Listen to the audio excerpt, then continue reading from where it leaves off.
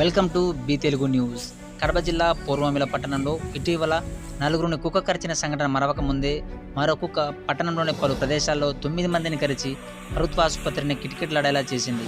శుక్రవారం ఉదయం పూర్వమిల ప్రభుత్వ జూనియర్ గ్రౌండ్లో వాకింగ్ చేస్తుండగా ముగ్గురిని, బస్టాండ్ ఆవరణంలో నలుగురిని, సామాజిక ఆరోగ్య కేంద్రం సమీపాన ఇద్దరిని కరవడంతో ప్రజలు భయభ్రాంతులకు లోనవుతున్నారు. కుక్కల బెడదకు ఇళ్లలో నుండి బయటకు రావాలంటే ప్రజలు పెద్ద సాహసమే చేయాల్సి వస్తుందని వాపోతున్నారు. ఆసుపత్రిలో చేరిన 9 మందికి వైద్యులు ముందస్తుగా ఎటువంటి ఇన్ఫెక్షన్ రాకుండా టీకాలు చేసి తగు జాగ్రత్తలు, సూచనలు తెలిపారు.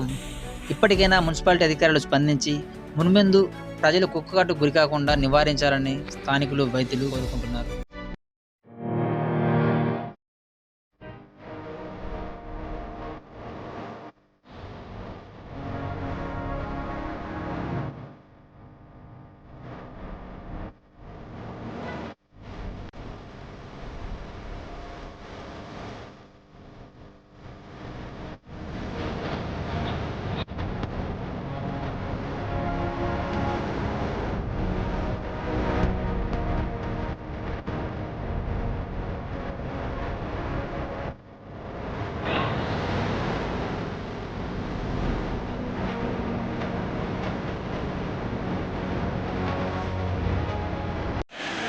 డాక్టర్ నాగలక్ష్మి, పొరుమామిళ్ళ ప్రభుత్వ ఆసుపత్రి నుంచి మాట్లాడుతున్నాను.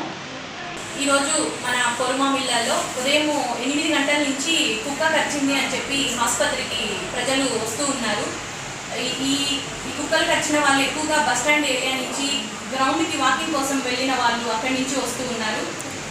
ఒకటే కుక్క ఇంతమందిని కరుస్తూ ఊరు మొత్తం తిరుగుతుంది అని వచ్చిన ప్రజలు మనకి చెప్తూ ఉన్నారు. మేము ప్రజలు ఇక్కడికి రాగానే దానికి సంబంధించిన తగిన చర్యలు తీసుకున్నాము. వాళ్ళకి ర్యాబీస్ వ్యాధి ఇలాంటి ఏమీ రాకుండా ఇంజెక్షన్స్ వేయించాము.